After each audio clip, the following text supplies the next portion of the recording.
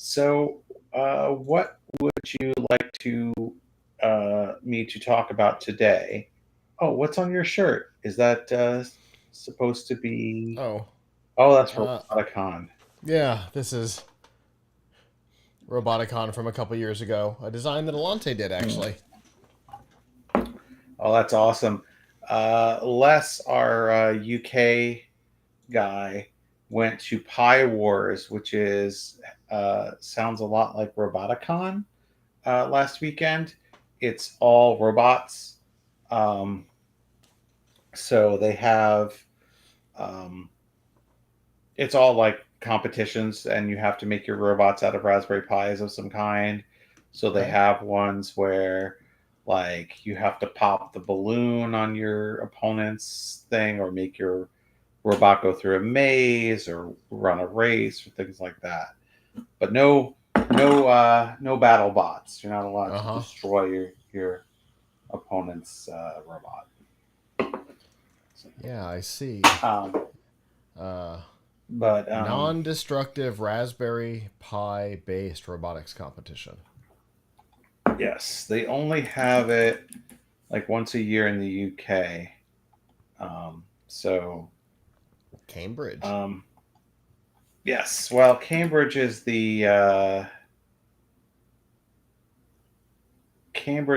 the place where Raspberry Pi comes from, because that's where So that makes sense. Eben Upton, the founder, comes from, and their Raspberry Pi central office is in Cambridge, I think, or near it. The Raspberry Pi official store is in Cambridge, so Cambridge is sort of the center The Pi Hub. for where Pi comes from. Yeah, makes Anyway, sense. so that's the story. Huh. Um, we actually had a whole story on it with pictures that Les took, but uh, but that's his story. I'm trying to figure out what would be the best for me to talk about. So I could talk about um, this whole scandal with EK, which seems like a story that you would have in the upstream. Did you hear about it? I'm sorry, I just learned something new about the. Ooh. Well, that was an accident. What? Uh, the F5 Live intro started playing. Um, I just learned something new about the software. I'm Uh, pretty excited about it. Anyway, um, were you able to hear any of that? yes. Oh no, I didn't hear music. If that's what you mean, I just hear you talking. Okay, that's gonna be fun. Um, yeah, I'm mildly aware of it. So that's kind of been a big story this week I that apologize. I I'm gonna do this did. again to see if I get sound this Okay. time.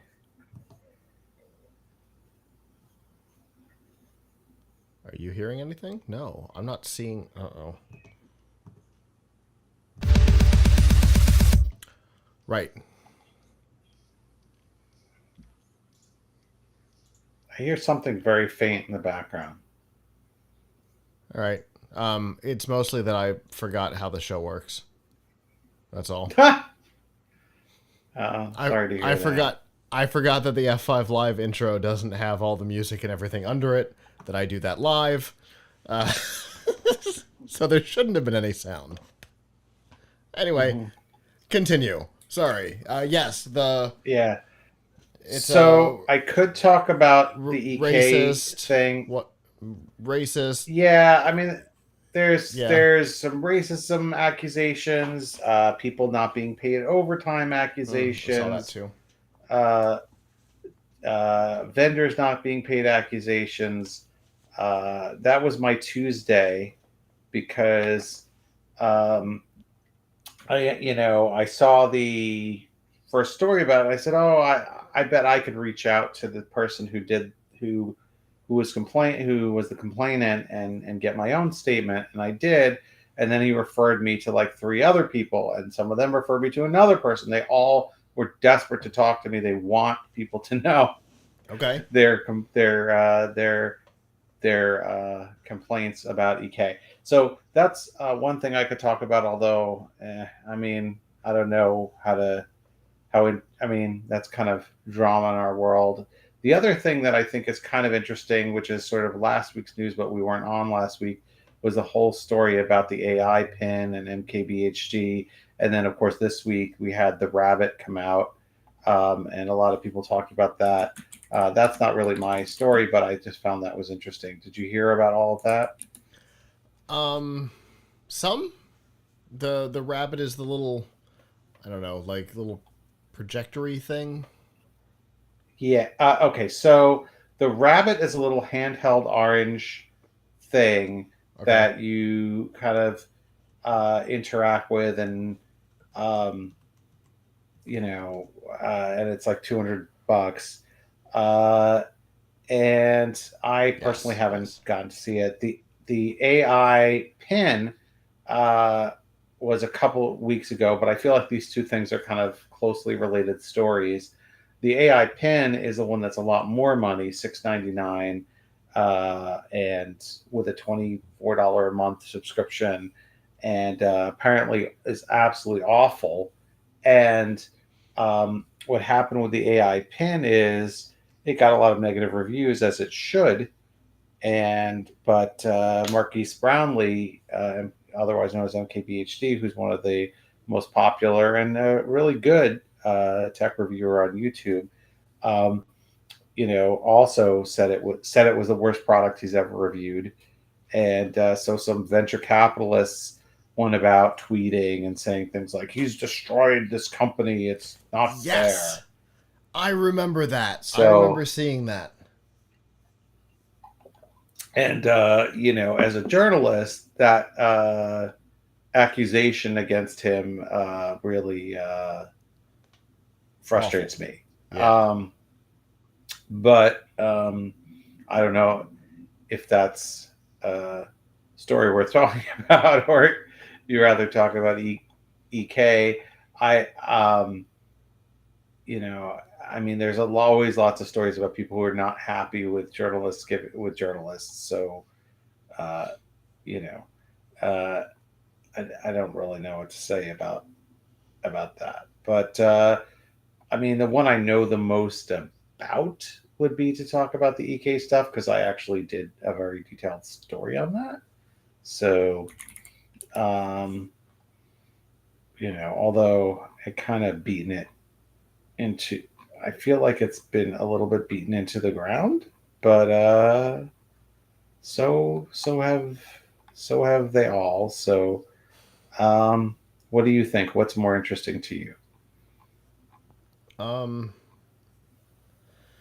they're both interesting to me. I think the product stuff might be more talkable, although it's not the thing that you did. So That's like, but hey, I certainly could, talk about it. Um, I certainly could talk about it a bit. So, you know, okay. but I don't know a ton about the rabbit. But yeah, you know what? Fine. I think as a reader, as a user, I would listener, I would rather talk about the. I would rather hear about the new AI devices. Okay. Um, so than somebody's workplace drama. Um, Makes sense. but I will, although it's a really juicy workplace drama, but still. I mean, it's very sad. I mean, juicy. I Yeah, mean, for sure. it's full of negativity and sad. But anyway. All right. Let's do that. All right. You saw the other four? Mm-hmm. Okay. In Apple, let's also talk about Oculus, and them Mm-hmm. making their platform available. the Hmm. operating system, and they've already got like a ton of partners lined up. Yeah. Interesting. Interestingly, including Microsoft. But all right, if I turn the music on or the volume up, and then if I remember to hit record, there we go. All right, here we go. This week, Apple Vision Pro ships less. Garry's mod cuts Nintendo content. The FCC revives net neutrality, and TikTok's time is almost up. It's Sunday, April 28th, 2024, and this is episode 665 of F5 Live Refreshing Technology, a proud part of the Tech Podcast Network. If it's tech, it's here.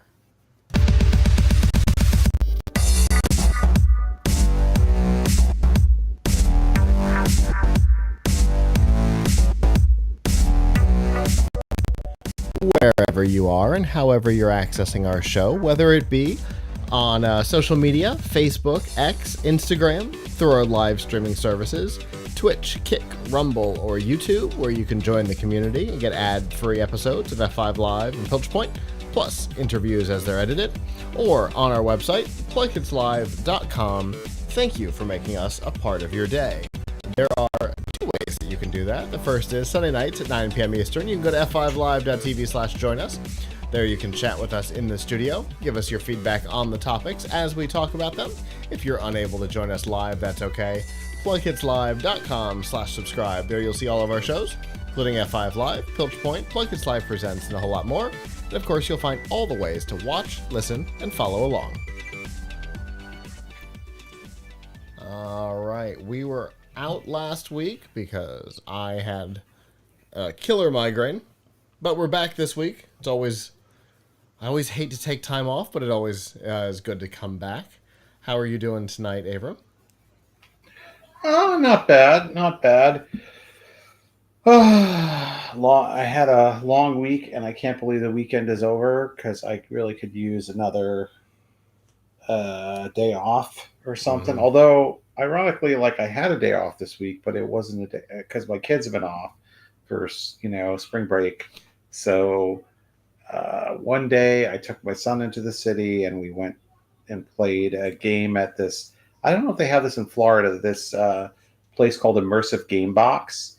It's kind of a cool thing. It's a franchise. Maybe you should open one where you like it's I don't know how to describe it. They give you a room with like three walls have a game projected on them, and they make you wear a hat that has like a weird antenna on it for motion sensing, and then they like you rent for like half an hour to play one of their games.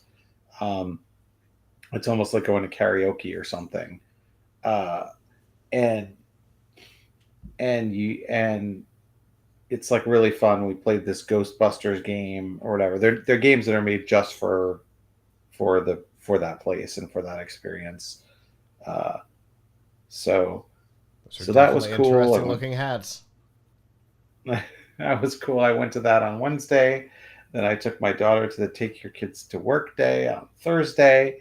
Uh, and between all of those things, I feel like didn't get enough a lot done for this week, except that Tuesday was spent reporting a really weird story, which I won't talk about in my segment, but you can check it out on our site about the famous water block / PC building company EK, otherwise known as EKWB, and how they have a whole bunch of disgruntled ex-employees who say that they haven't been paid, or they also endured racism, and or they also witnessed kind of poor treatment of vendors, and a lot of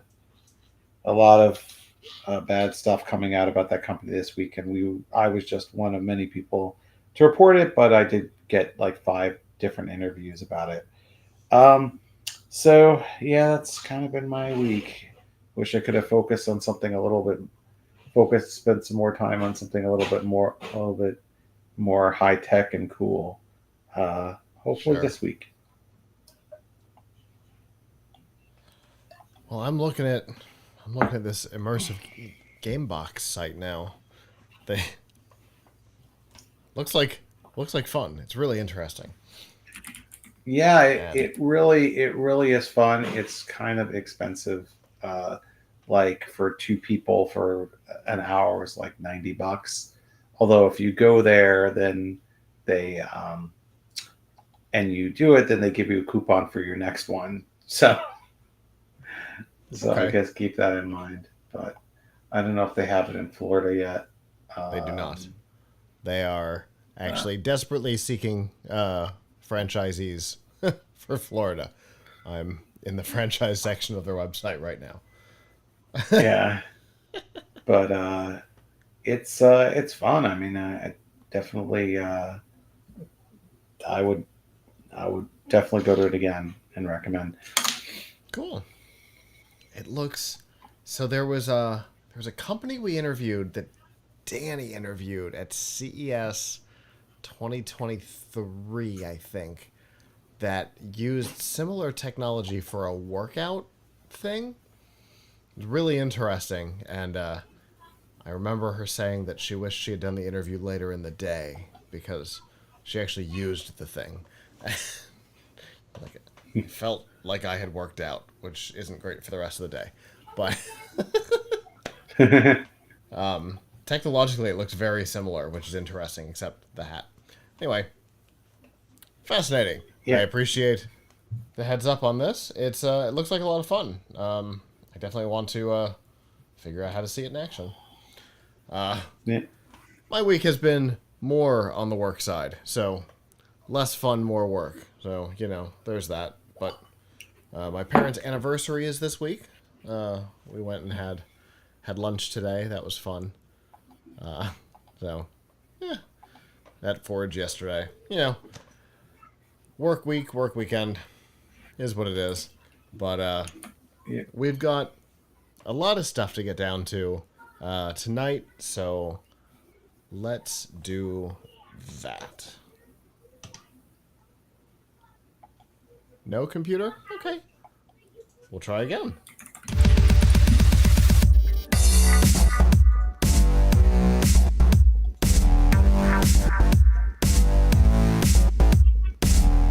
This week's Nifty Gifties on F5 Live Refreshing Technology is proudly powered by the Microsoft Store. Whether you're looking for a new laptop, tablet, Xbox, games, or a whole lot more, you can get them at the Microsoft Store. Remember, current students, faculty, parents, and active military can save up to 10% off almost everything. To browse the products and learn more about the discounts, you can go to f5live.tv/Microsoft.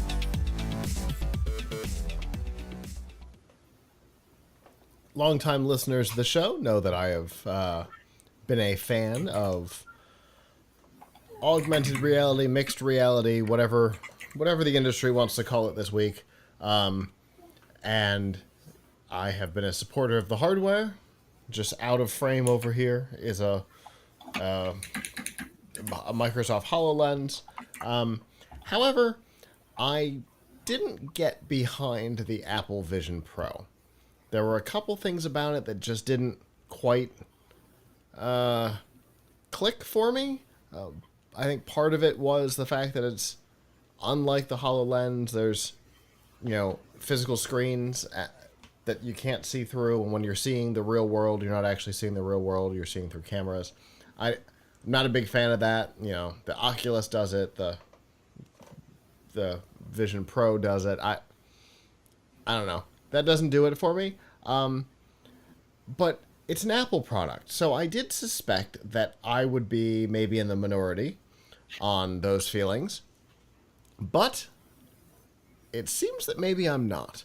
A report this week says that Apple has been so disappointed by the sales of the device that they've actually cut shipments, which essentially means that they've asked the manufacturers to produce less because they're not selling them.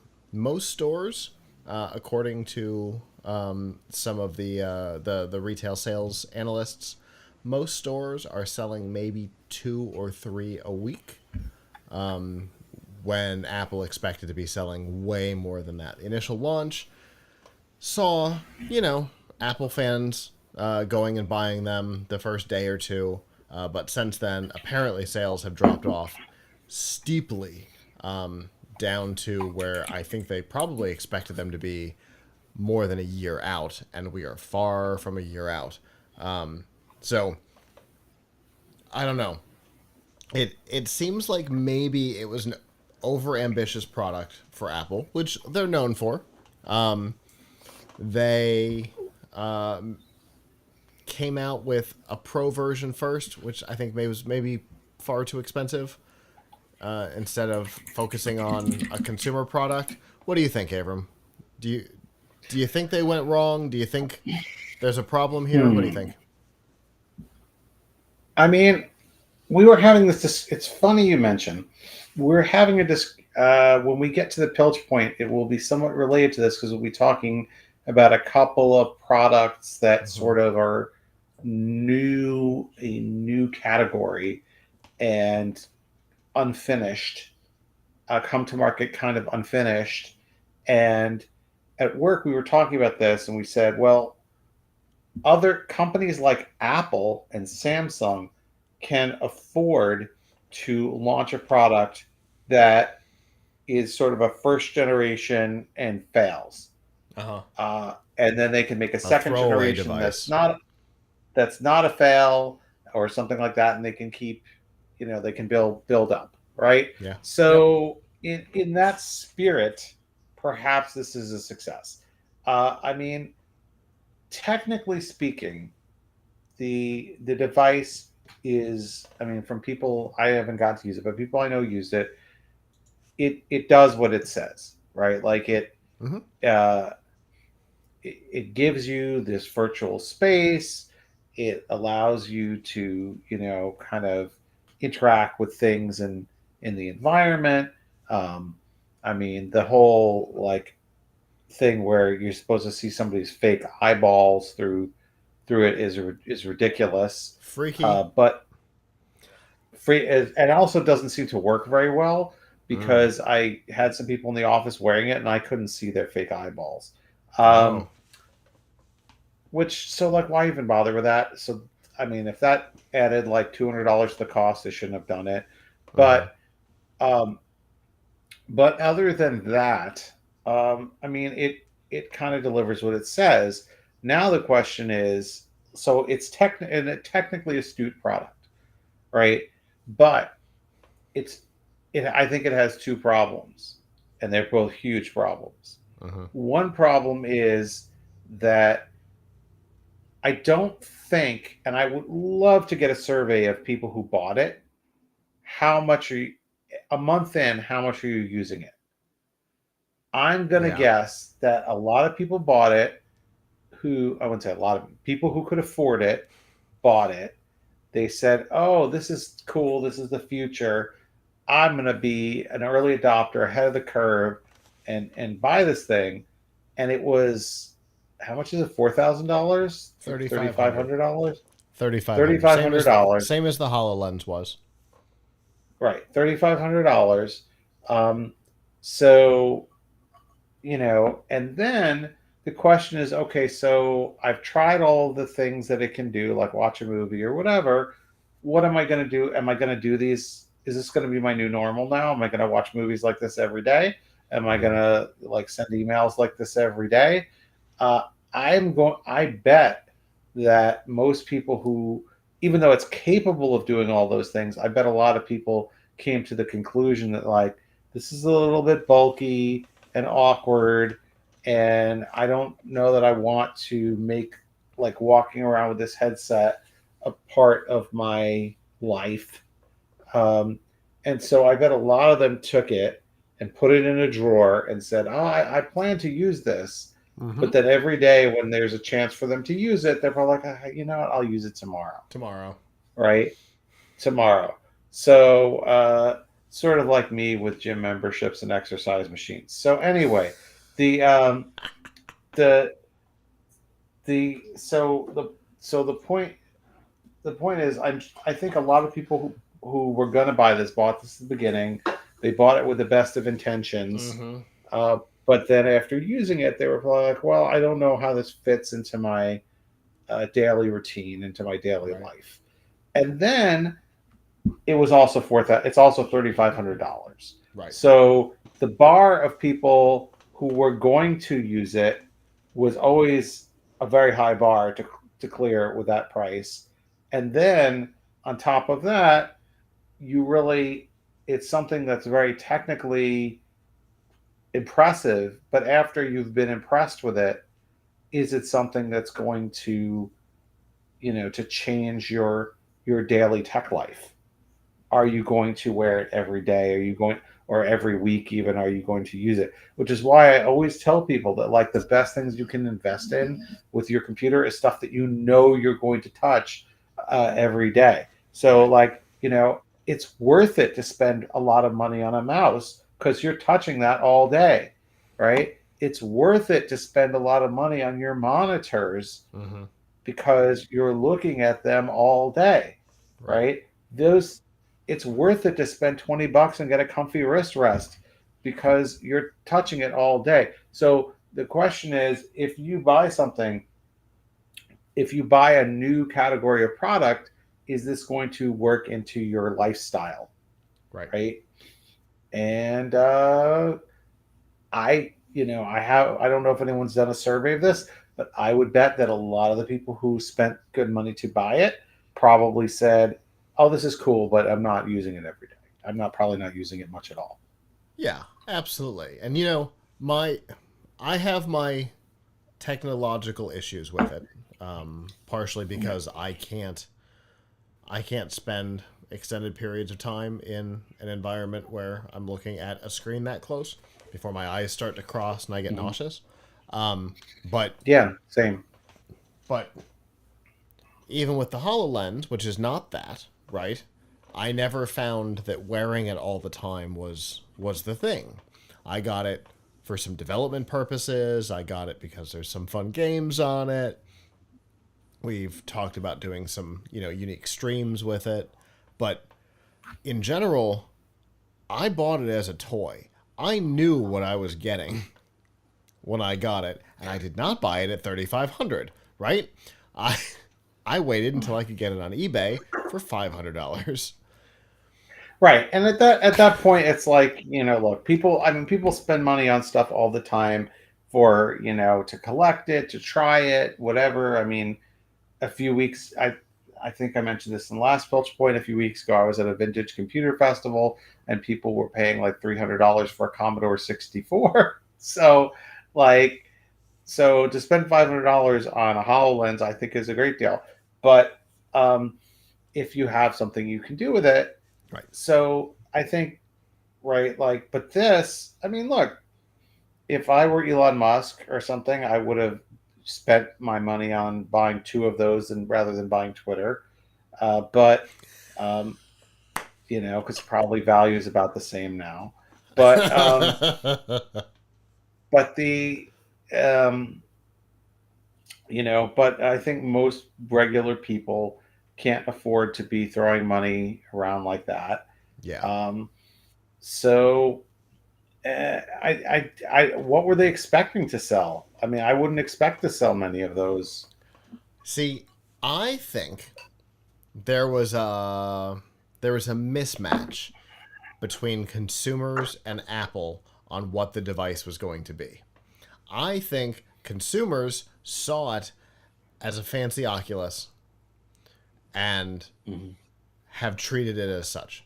And I think Apple thought that it was going to be the next iPhone. It was the thing that people were going to interact with all the time. And so they designed it and priced it as such. And I think that mismatch is where they've gotten themselves in trouble. I think that mismatch is the problem because consumers were never going to be interested in that. That was never what this product was going to be. And I think they just got Right. themselves in trouble with it. Yep. Uh, so,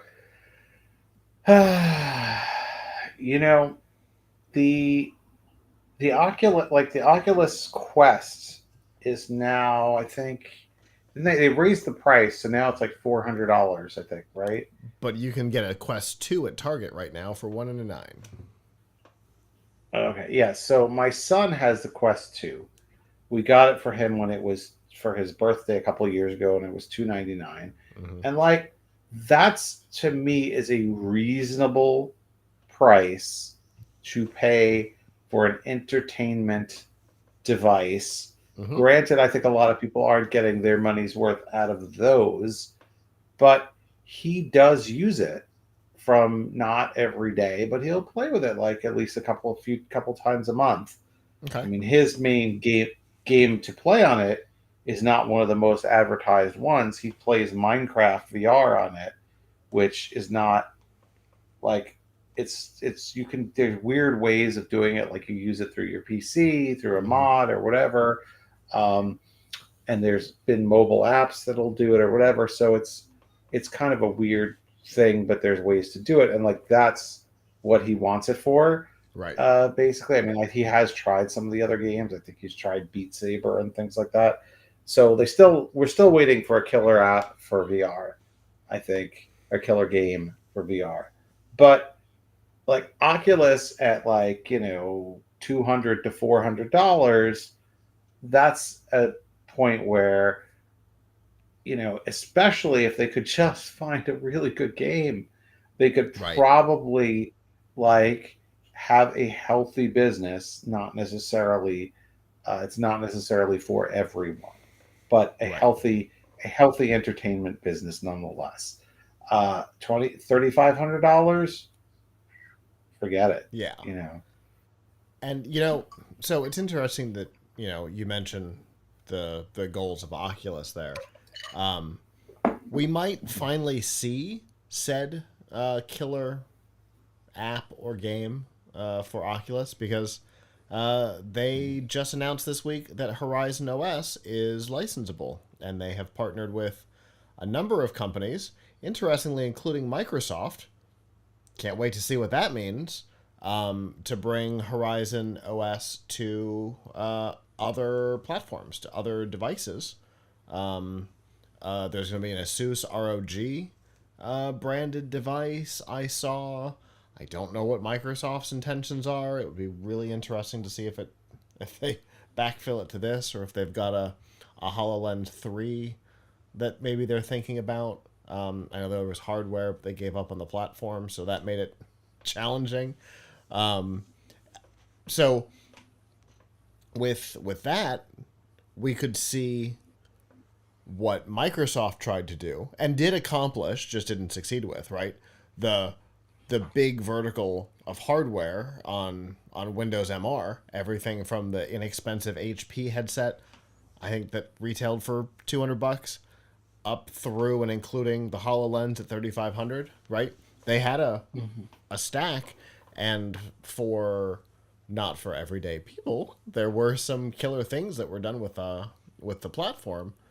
Maybe taking the Windows MR ecosystem and basically moving it over to Horizon, which seems like is what's happening. Maybe now there will be more of a reason for somebody to build that killer something. Maybe. I don't know. But there's still not that killer thing on Apple. That's the thing. There, like you said, it does everything that they said it does, and that's about it.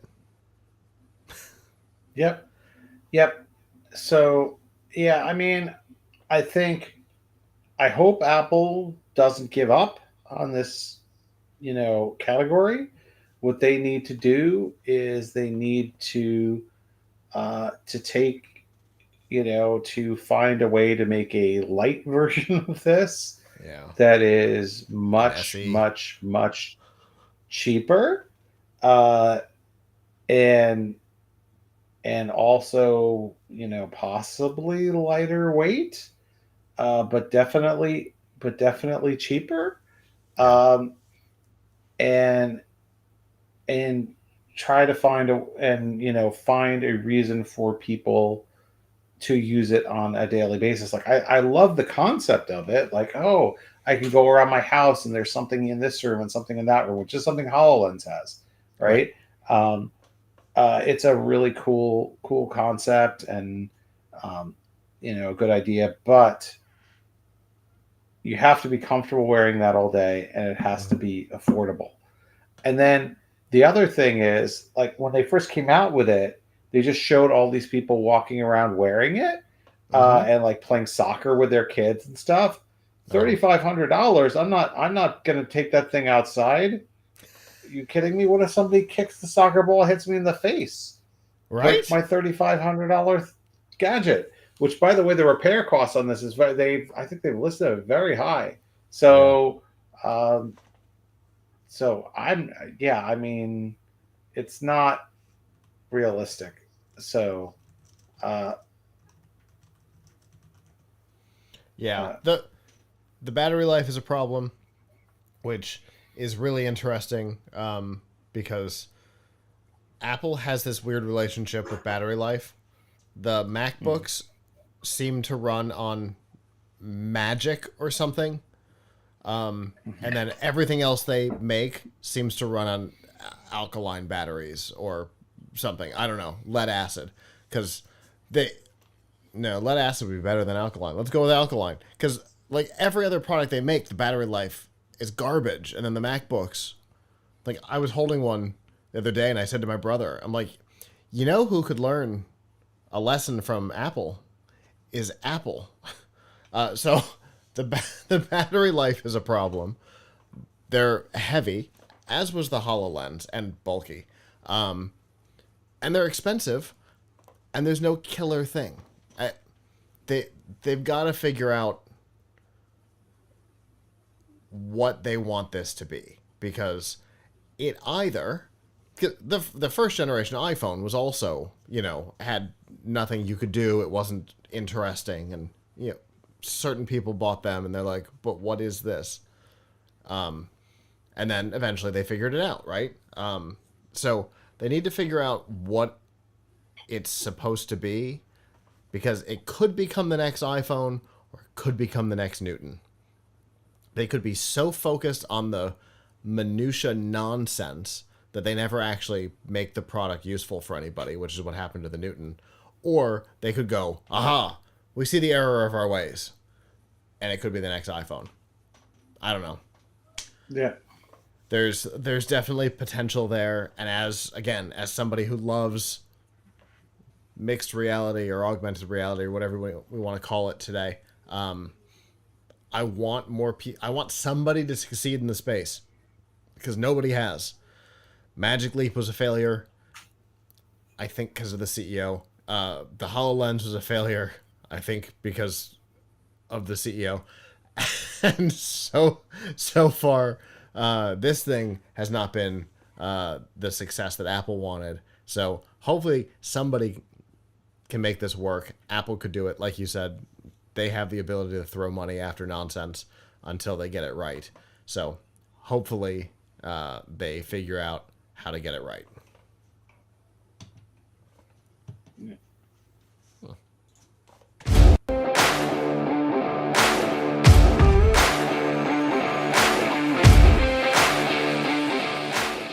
This week's Piltch Point with Avram Piltch is proudly powered by PureVPN. The best way to protect your privacy online is with PureVPN. You can hide your online activities, say goodbye to regional restrictions, and improve your streaming quality. Plus, it's available for almost all of your devices. You can get a special price and a 31-day money-back guarantee right now by going to piltchpoint.live/PureVPN.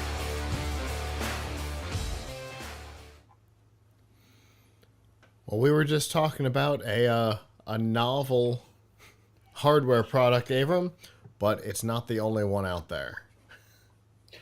Yes. So let's talk about a couple of novel hardware products that don't seem to be doing quite as well. We all know that and have discussed many times on the show that AI is a big hype machine at this point, much like blockchain was in years past, and crypto, and 3D televisions and whatever. This is not to say that there is no place for the fundamental technology that underpins what we call AI, which is essentially pattern recognition and uh, essentially pattern recognition and recreation of patterns uh, from ingestion of patterns. But what we've seen is a couple of companies coming out with AI hardware that are dedicated gadgets. So the two that I'm going to talk about today are very hot in the news. And these both come from startups. The Humane AI pin, um, and the Rabbit R1. Um, and actually, there's a third one. If we have time, I'd love to talk about that is not out yet, called the Limitless Pendant, but which we don't know yet because it hasn't come out yet, so we can't say yet what if it's going to work as advertised. We can only talk about the potential. But with the AI pin, let's have a little look at some pictures here of the AI pin. So I'm taking these from my coworkers who work for Tom's Guide, not to be confused with Tom's Hardware. We did not get one of these to review, and that is fine because it's not really the type of thing we would review. So this is what the Humane AI pin looks like, and you literally pin it to your body, to your shirt. Um, you use a magnet, and there's like a battery on the inside of it. Um, so there's a battery on the inside of it that kind of holds it in place. It gets a couple of hours of battery life. What it's supposed to do is it will, you can talk to it and it will answer questions and do commands. It has a little bit of a UI that's I think it's kind of interesting because you can see in this picture, it actually projects something onto your hand. And then you can kind of open and close your fingers to navigate the menu, which is kind of neat. And it'll kind of take pictures and record stuff and kind of tell you about what you're looking at. But it has gotten some very horrible reviews. I don't mean the reviews are horrible. I mean, it's gotten very negative reviews uh, for a number of reasons. So first, let's talk about the price of the Humane AI pin. This pin is $6.99 plus $24 a month subscription service. Oof. The subscription service is because it is its own cellular connection. You do not need a phone. It doesn't actually, there's no way to pair it with your phone. It has its own it can get calls, but it has its own phone number that's separate from your regular phone number. And it uses that um, internet connection. I'm not sure if it's 4G or 5G, but whatever, to to give you the information. Um, you know, but what people have found is that it's slow. Like, you kind of tap it on your chest, sort of like Star Trek, right? Sort of like next gen Star Trek with the communicator. That's what I was thinking. Uh, yes, yes. I think they were. I'm sure they were inspired by that. Sure of it. But unlike the communicator, this has like a camera on it and the projector thing. It only has a couple hours of battery life, so uh, you know it uses basically image search, which you could do with your phone. Apparently, it can't even set timer. It is kind of slower than your phone, and the interface with the projector doesn't work that well. It gets physically hot and uncomfortable to wear. And the better question is, why would you want this? Like, why?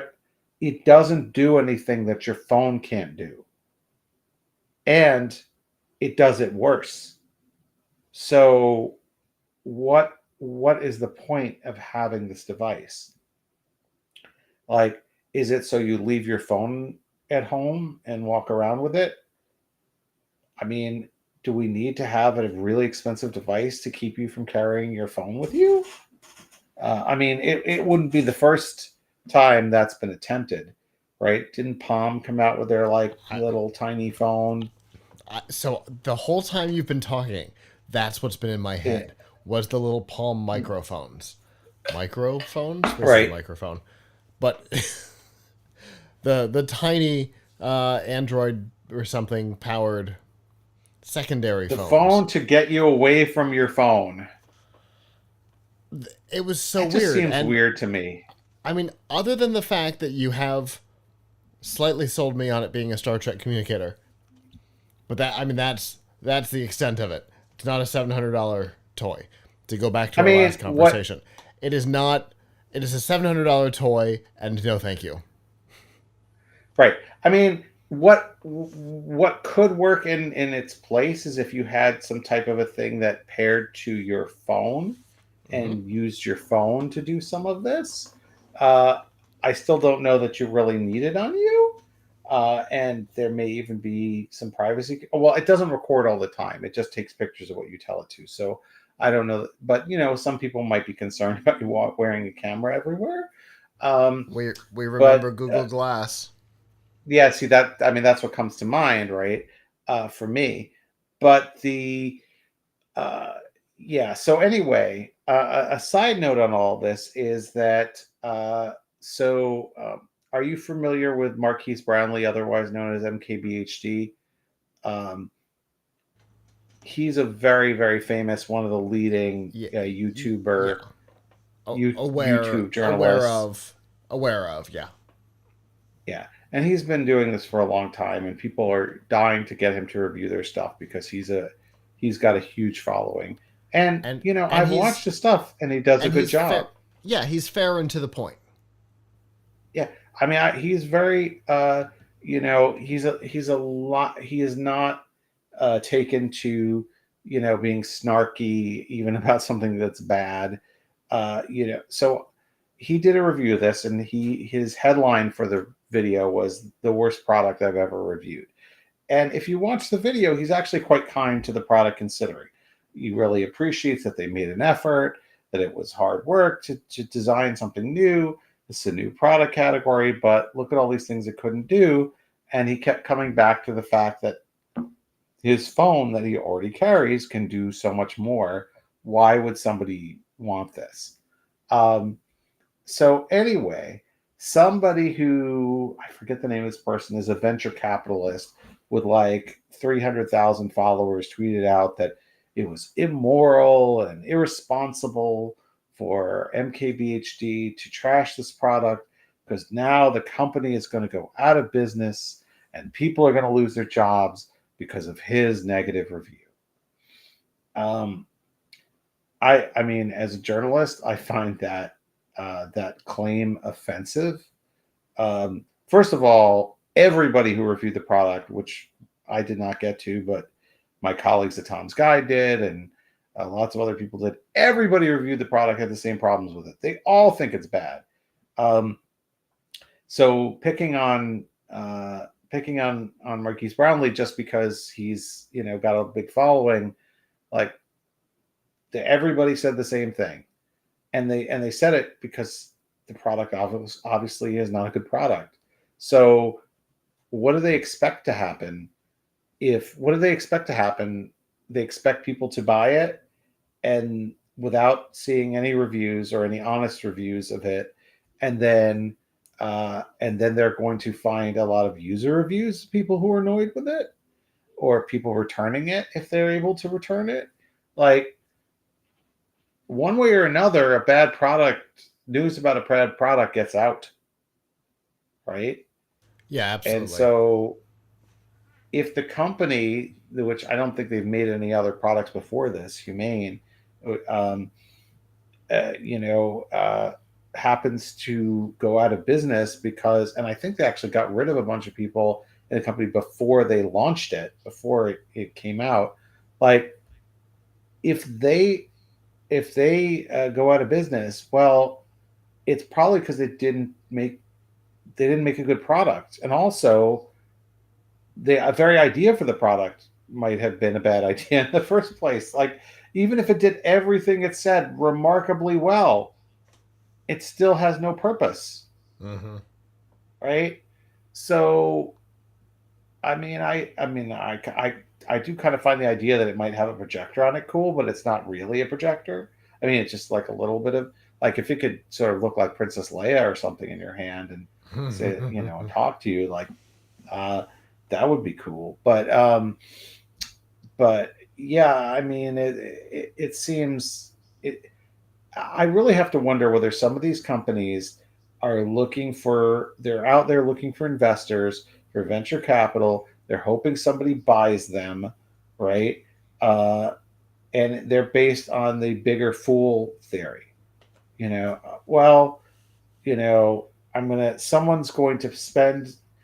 I said I have AI. I said I have a um, a product coming. I launched my product. Look at me, and they may have already got the people who founded the company may have already gotten enough money that to get out of it. I don't know, but um, the same story may be taking place with another product called the Rabbit R1. Um, that Humane's, I think, came out like 2 weeks ago. Rabbit R1 just launched this past week. So let me find some pictures of the Rabbit R1 to show you. Now, one thing I want to say about the Rabbit R1, uh, and that's interesting. My coworker Mark tested uh, the Rabbit versus Siri. So here, I'm going to share some pictures of the Rabbit. Oh no! I just turned off my thing. Did not hit the share. Okay, so here's an article about the Rabbit, and what you can see is um, here's what the Rabbit looks like. I mean, it's very cute. It's a little orange device. It's much more affordable. I believe it's $199, and it has a camera and it has a microphone for interacting with it with your voice, and uh, you can use, I think, this dial. There's so what uh, so supposedly it's going to have a lot of services. uh, it's going to have a lot of services integrated into it, like using it to order food or get an Uber or whatever. Although most of those things don't don't don't work right yet. Um, it um, so apparently Mark tested this against Siri, which I don't know if that's the best test. I think maybe testing against Google Voice Assistant or maybe ChatGPT or Bing or Copilot would have been better. But um, you know, but anyway, so you can talk to it just like you can, but it's not as fast. Yes. Uh, so apparently there have been some issues with it, like it integrates with Spotify, but I've read a number of things where people asked it for something, like someone asked it for Beyonce's latest album, and it played them and her oldest album. Um, so again, this is something where it's a dedicated device doing the same things that your phone can already do, and this one you don't even wear.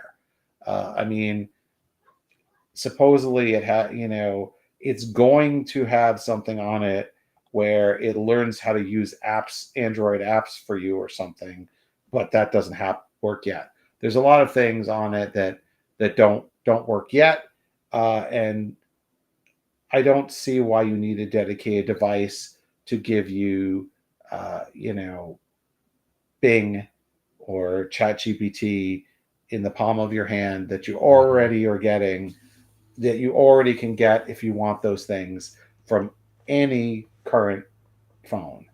Yeah. So, I mean, this is Th- 199. this one I don't feels think it even has a more. but This one feels even more like the Palm phone, right? Like right, it's not even wearable. The right, the thing that makes the other one feel like the Palm phone is that the price is outrageous, which that was too.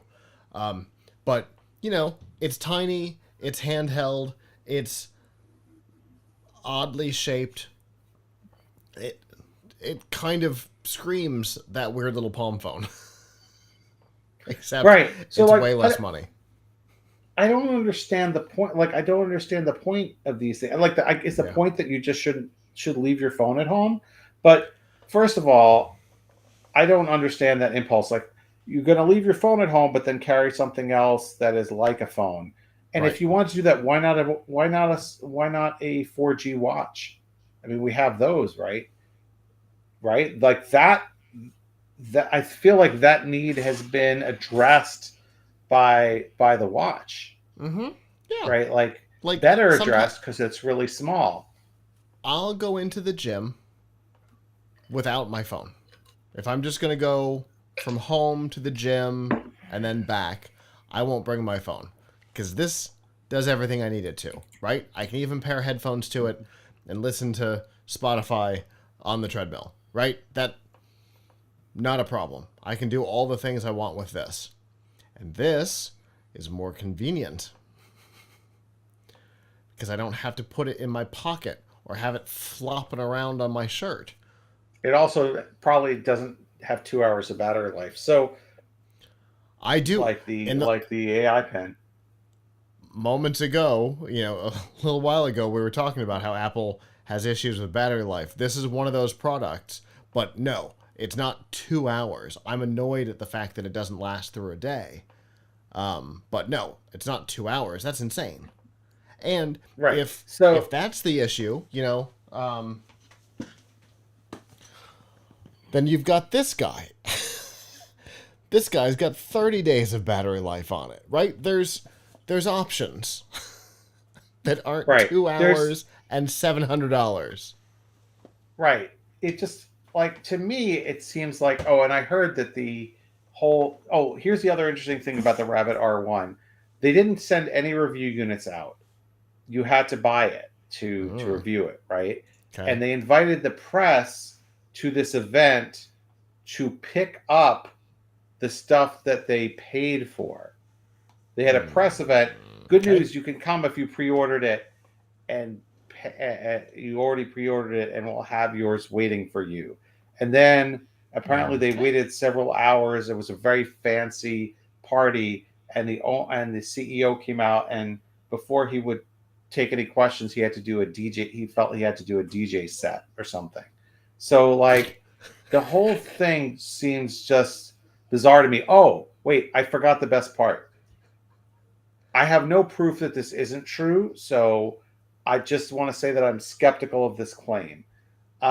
Rabbit claims that they have already sold, this just launched this week, 100,000 of them. Okay. I am extremely, before it ever came out, before it ever launched, they claim that they have sold 100,000 units. I am very, very skeptical that they have sold 100,000 units on pre-order of this device. Okay. I just want to make Um, sure. Their claim is that a startup that has never launched a product before put out essentially a spec device and did $20 million in sales before the product was ever in anybody's hands.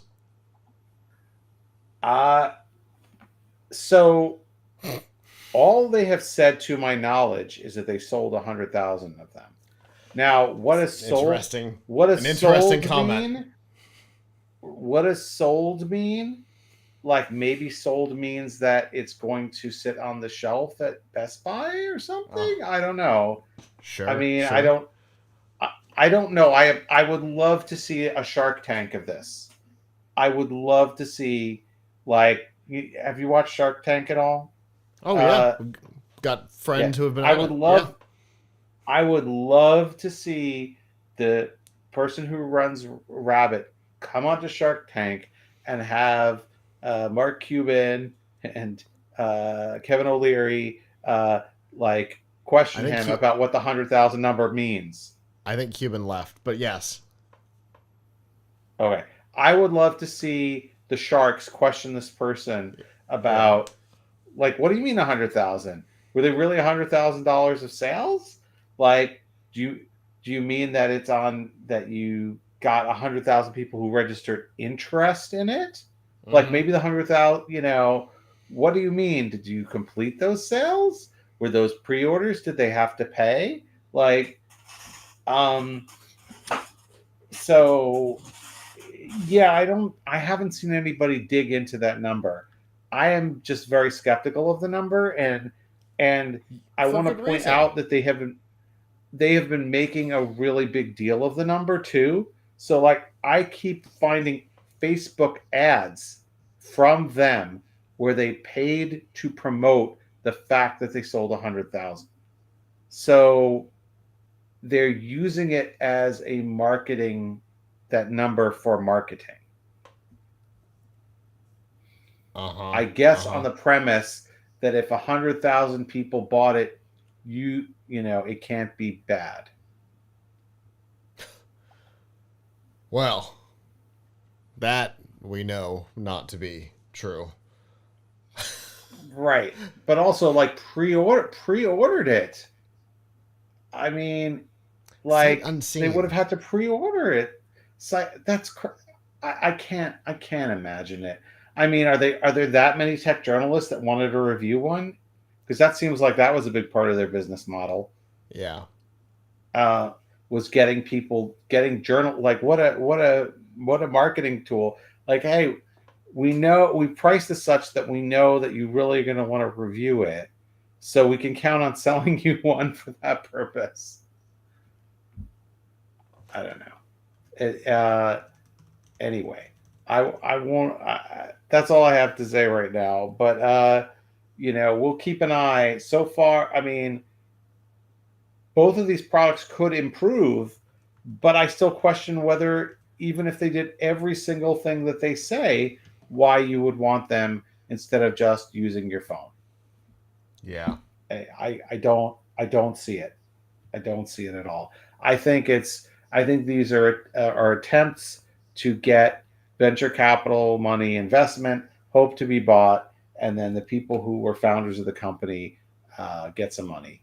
That's what I think. I mean, they're certainly doing a lot of work because they actually did come out with a physical product, both of them.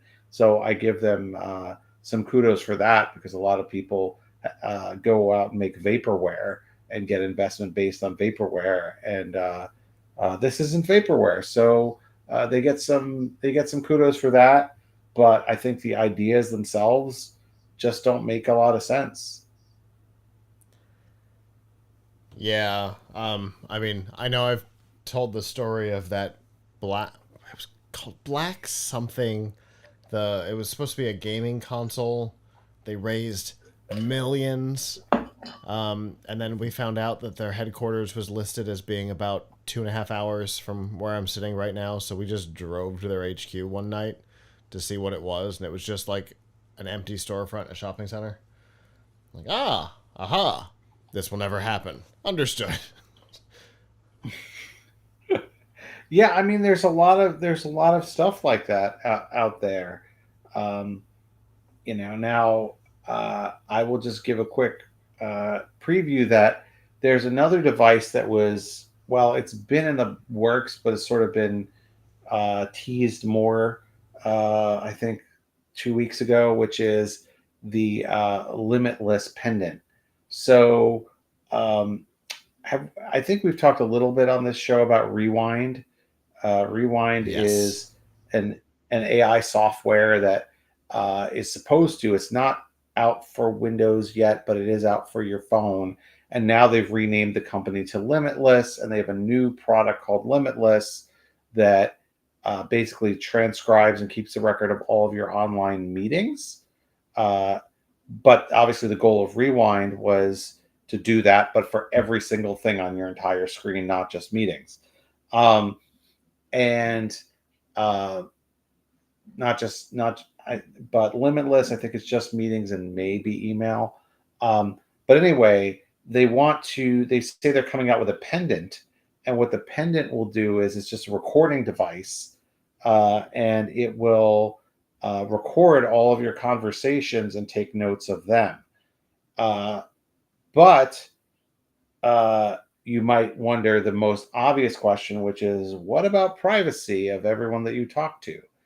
And they say that if you, this isn't out yet, so we can't prove or disprove whether it works. Uh, that what it that the artificial intelligence that it will be connected to, because I mean, I presume that the pendant itself is just a recording device, right? It's probably will just be a Bluetooth microphone. But I assume we'll hook up with software on your phone or something. Um, they say that you'll have to ask someone for permission, and then the AI will know if they gave you permission, and it will know their voice, and so it will only transcribe and it won't keep recording. It'll just transcribe it. It will only transcribe the words from voices of people that it knows have given permission, based on their voice and them having answered a question like, "Hey, do I have your permission?" So, I mean, interesting. I'd like to see if that works flawlessly. Um, but that is another kind of wearable AI device. But to give Limitless credit, at least if you want to do that, you want to have it record your conversations. That's something that maybe you wouldn't necessarily need to do or want to do with your phone, and having a pendant around you all the time on your neck, maybe that makes sense for if you're just going to record everything. So, obviously privacy concerns are big there, but at least the idea for the product makes sense.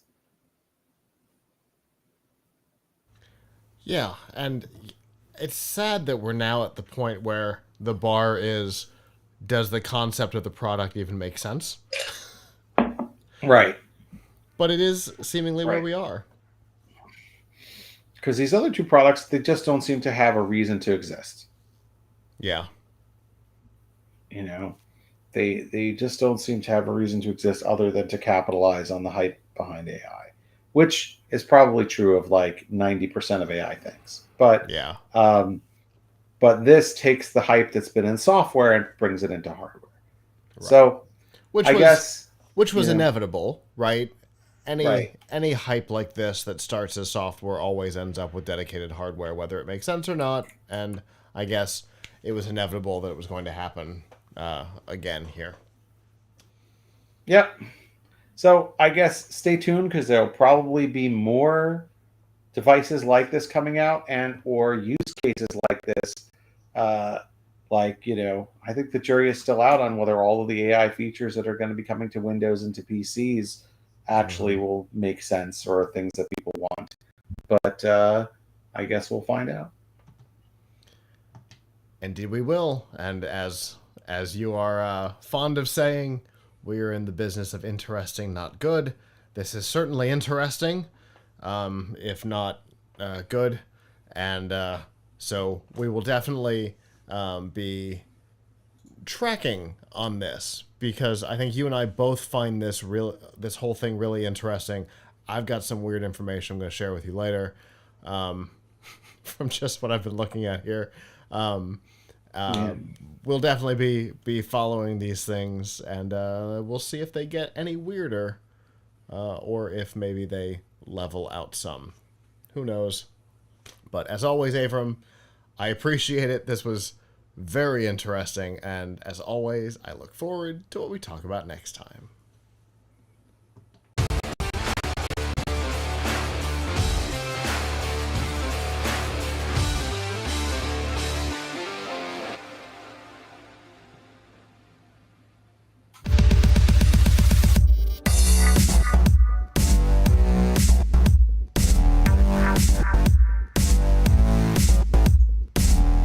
This week's Extra Life on F5 Live Refreshing Technology is proudly powered by EXA. EXA brings the latest technology to gamers, offering the most immersive products for the ultimate gaming experience. They've compiled the best elements of cutting-edge ENC tech, the latest in Bluetooth 5.0 and 7.1 surround, plus extra features into their headsets so everyone can enjoy a sensational gaming experience.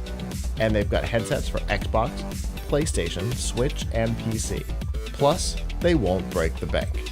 Learn more about the headsets that are available and any current promotions by going to f5live.tv/exa.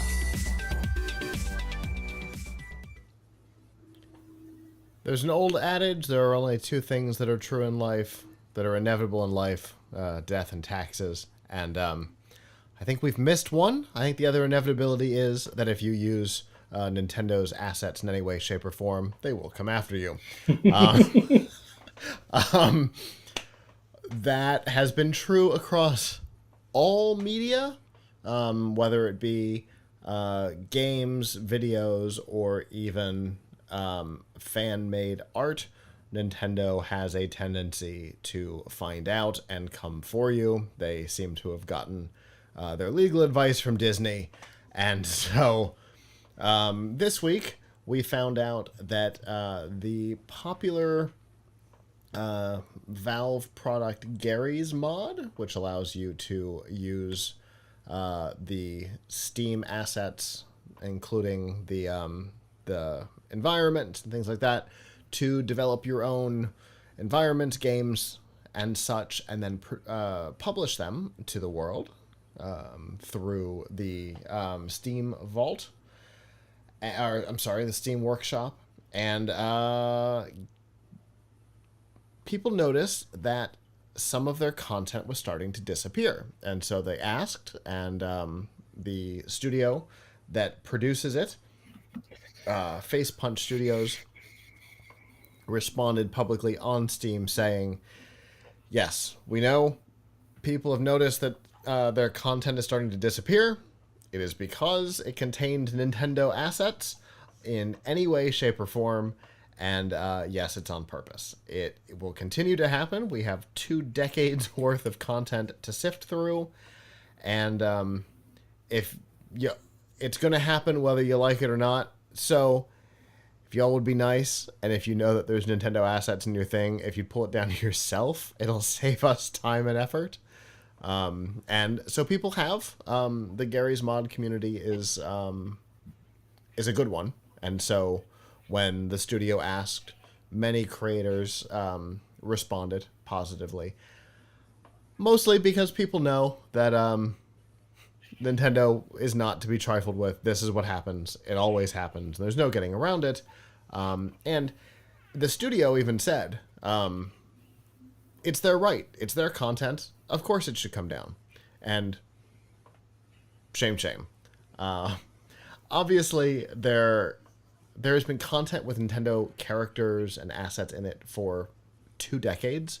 So why is Nintendo coming after them now? I suspect, semi-related to our last topic, it has to do with AI, and the proliferation of content online that is too close to or even semi-direct ripoffs of Nintendo products, Pal World. Nintendo's not happy about Pal World. They're not happy about the fact that even Microsoft has publicly supported it by putting it on Game Pass. And that's an AI-generated Pokemon with guns ish. So I think Nintendo has gone into user generated content protective mode now because of stuff like that, and so I expect this is the first of many stories like this we'll hear as Nintendo starts to lock down their IP a little tighter, and I think Pal World and AI in general have a lot to do with it. What do you think, Avram? That's my take. Yeah, I mean, what I find interesting is this kind of selective enforcement of things. Like, why are they enforcing it now? Mm-hmm.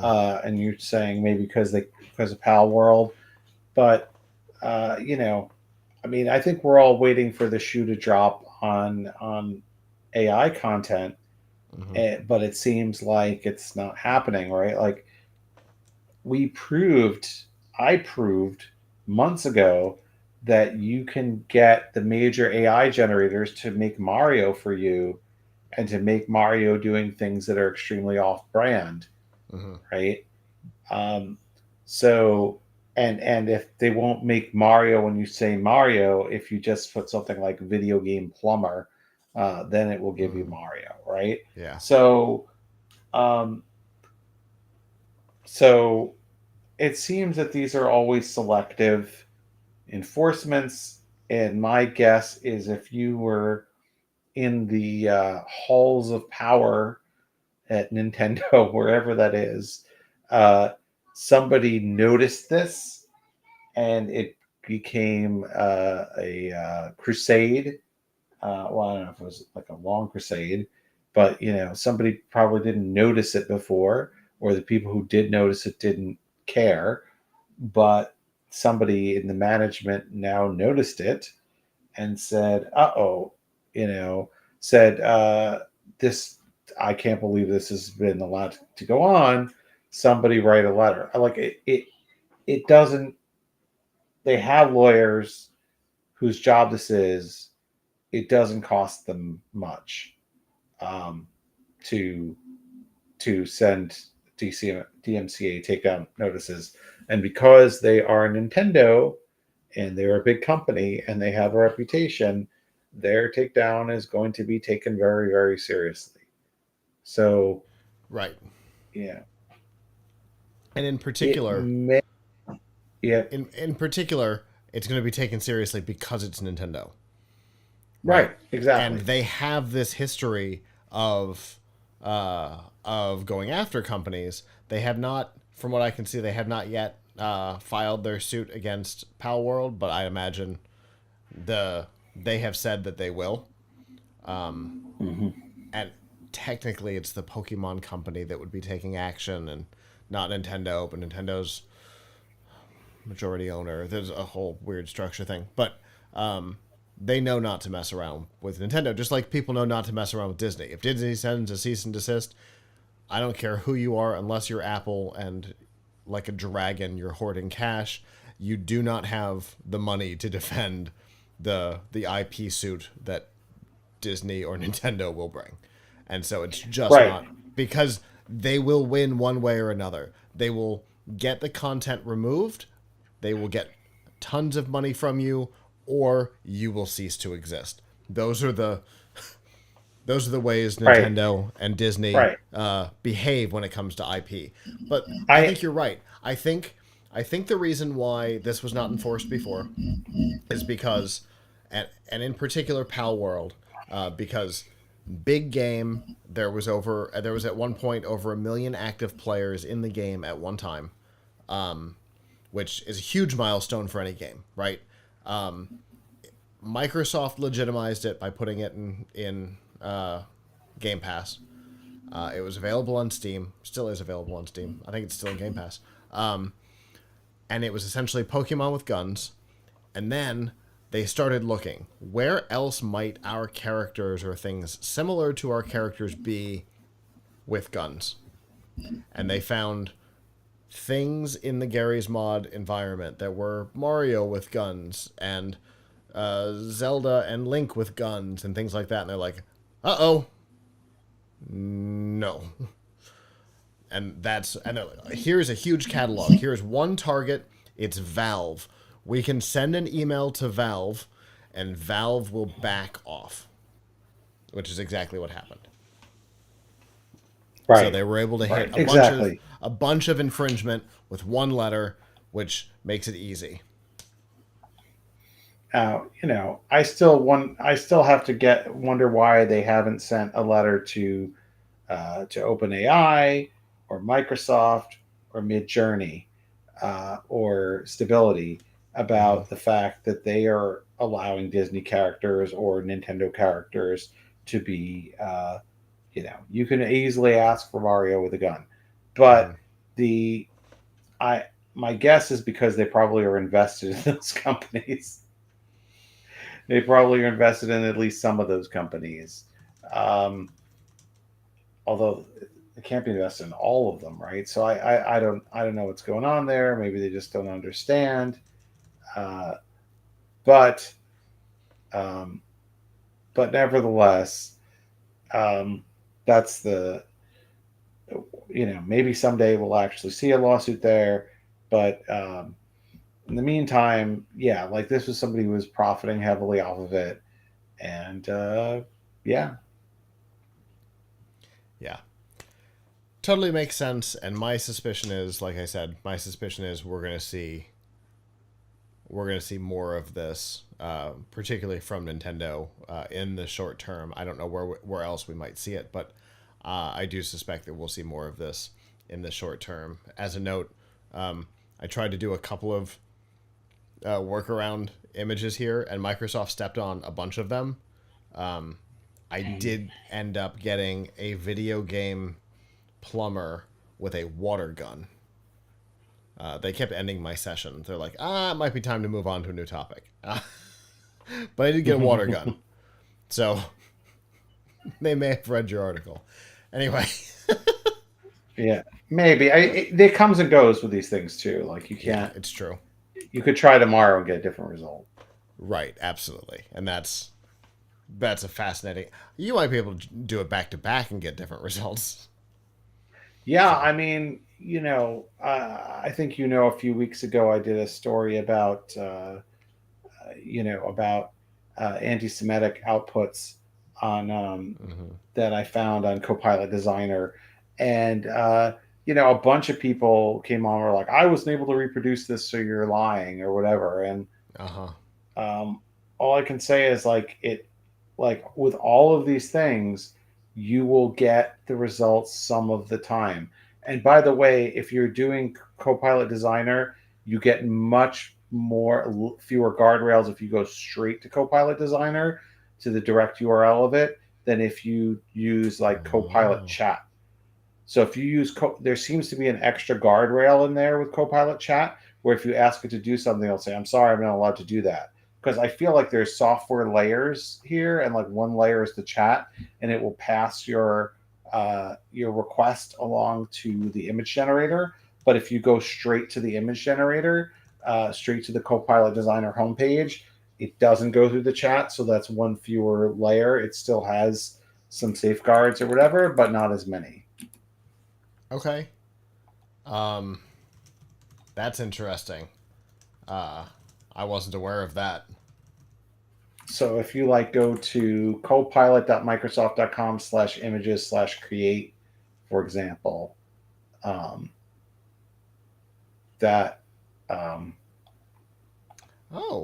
of my previous creations are here too. Yeah, it does have a record. It does keep a record of those, but it's fewer. I absolutely got a different result this time doing it from the website.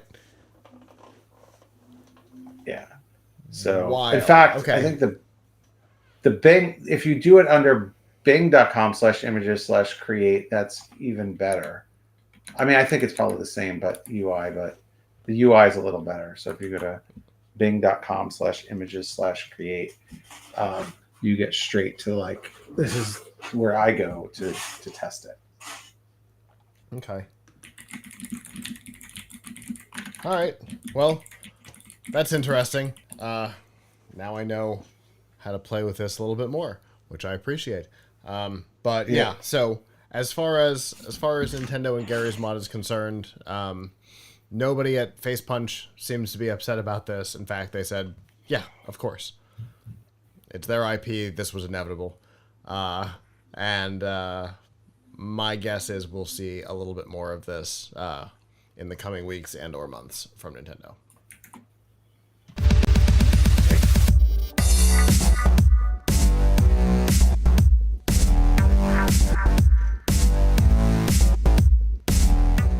This week's news from the tubes on F5 Live Refreshing Technology is proudly powered by Malwarebytes. Whether you use a PC, a Mac, or a mobile device, Malwarebytes Premium is the company's strongest protection ever. It fights threats that traditional antivirus software can't stop, plus it actively blocks threats like worms, rogues, dialers, trojans, spyware, and a whole lot more. It allows you to use your computer and mobile devices with confidence and peace of mind. To learn more and to get a special price, you can go to f5live.tv/malwarebytes.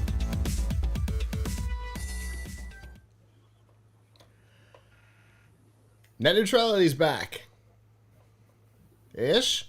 So one of the early topics that we discussed on the show ever, early on in the existence of the show, was the end of the original net neutrality rules. There was a time box put on the original rules because there had been issues in the past with laws going into place, technology changing, and the rules not making any sense, which is why for the first 5 years of Netflix's streaming existence, you could not share your watch history to Facebook. Was because a judge did something stupid many years ago, and a law was created. Anyway, so there was a time box put on it, which made sense. The net neutrality rules went away. There have been these attempts to return it. We are in a new generation of that attempt, and the FCC has put basically what was originally in place from, I can't remember the exact years, but I want to say it was 98 to 2007 or something like that, or 2008. Maybe it was 98 to 08. Back in place, which is the same set of rules that were put in place a couple of years ago, 2015, that were in place seemingly for an hour or two, and then somehow went away. So if you don't know what net neutrality is, it essentially means that ISPs cannot positively or negatively affect the flow of data to and from one particular source and destination. So, for example, Comcast owns Universal, Comcast owns an internet provider, Xfinity, and Universal owns Peacock, so Comcast has an interest in Peacock running better than Hulu, which is owned by Disney. So Comcast is not allowed to slow down Hulu to make Peacock look like a better service. Right? There are lots of other reasons why they might do this. Services like Netflix. Netflix in particular, I think, uses 18% of all internet bandwidth or something like that was one of the last numbers I saw. It's a ridiculously high stat just for Netflix. So, there's a possibility. An ISP could say, well, Netflix is taking up too much bandwidth. How about we throttle it back or charge them to get full speed? All of that is not allowed. The thing that's interesting is almost everybody in the country agrees that net neutrality rules are important. There are factions on how that should be done. Some believe that the FCC has the authority to do it. Some believe that they do not, and that Congress needs to pass a particular law. The Supreme Court did state that they believed that the FCC under Title II of the Communications Act had the authority, but that is likely to be challenged because the third faction of people here is those who either believe that net neutrality is not important or have a vested interest in pretending to believe that net neutrality is not important. For example, Comcast. The you what's the name of the trade organization? U.S. Telecom. Obviously, a trade organization for telecommunications companies, is fighting these new rules as they have before. In the past, they have won on these fights. Even losing in the Supreme Court, they still won at knocking them down. Their arguments are interesting. They have two main arguments. The first is, even when there were no net neutrality rules in place, this was the operating policy of all of the ISPs in the United States. And the second is, enforcing these rules will cost us too much and will prevent us from rolling out better broadband nationwide under the what is it? There was like $50 million to get internet to places that don't have it in the country.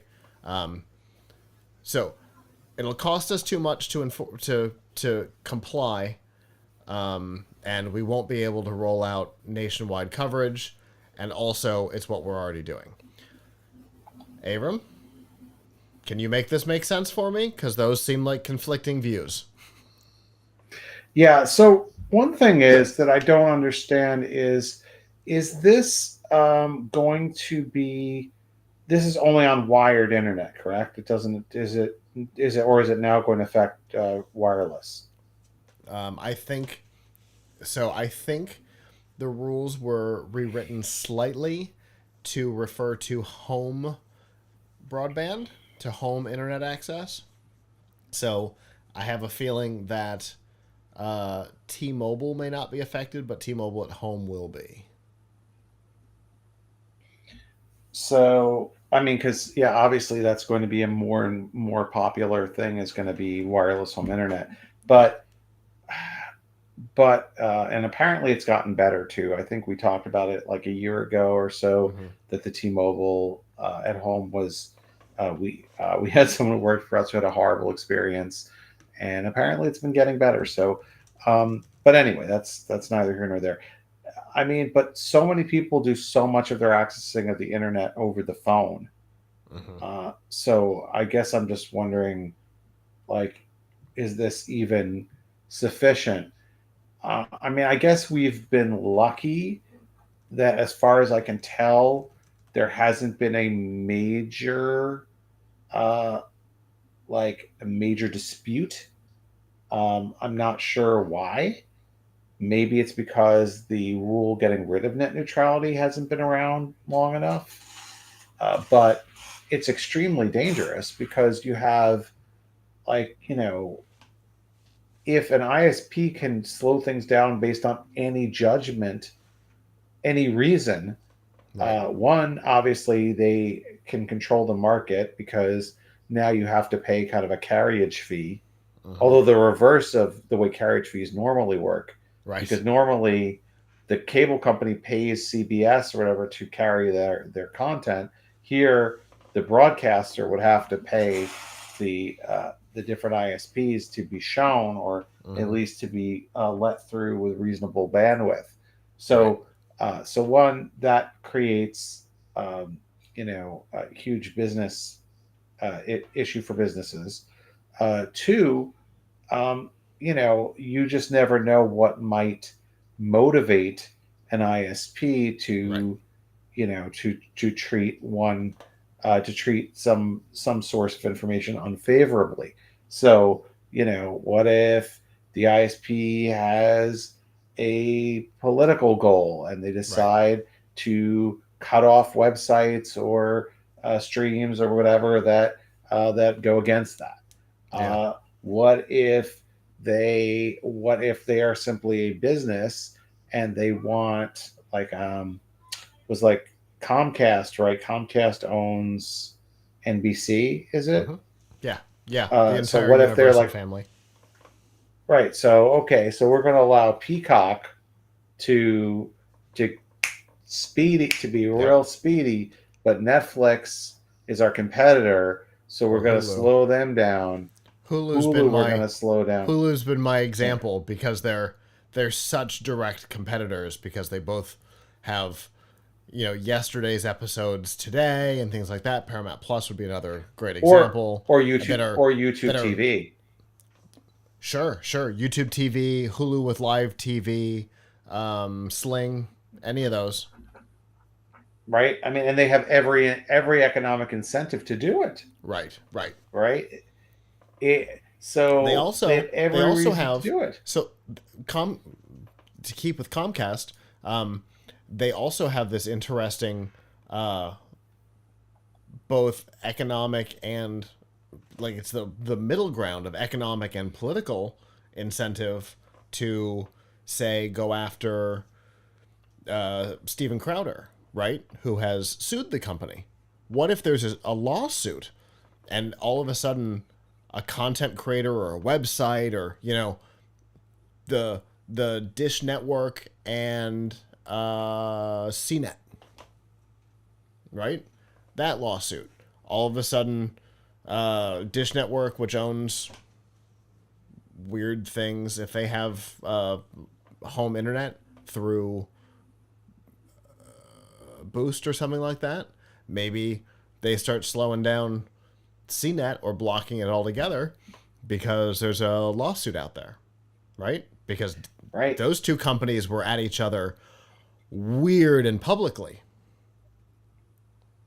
right. So I mean, we already have this problem on cable TV, right? We have period, although they always seem to come to some conclusion because they need to. But there's how many times do Yeah. people lose access to a channel for a while or to a Mm-hmm. series of channels for a while because they can't agree on the carriage fees? Right. Yeah. It happens all the time. So, right. So we don't want this happening on the internet. Right. It's the opposite of the point of the internet. Yeah, we don't want this happening on the internet. Now, I do feel I don't know enough about the bandwidth, the cost of bandwidth to say whether this actually matters or not. But I could understand the scenario where okay, someone is running like a server, like on a on a home you internet know connection. on a home internet connection, and they say, hey, wait a second, you're like abusing your connection or something. But I don't know that wouldn't that a net neutrality would protect that anyway. I don't think Would so. protect that anyway, I think that might be terms of service for a home internet connection. right? So so I'm not, and remember that this net neutrality still doesn't deal with bandwidth caps, right? Correct. On the consumer, on the Right. on the on the user end. So yeah, I don't like this could lead to censorship. It leads to Yeah. kind of a protection racket. We haven't seen a lot of it, but we should be thankful for that I, because I it think could happen. I think the reason why we haven't seen it is because of the constant looming of the return of net neutrality. The way it has been implemented, except for that first time boxed instance, the way it has been implemented every time that it has popped its head back up has been,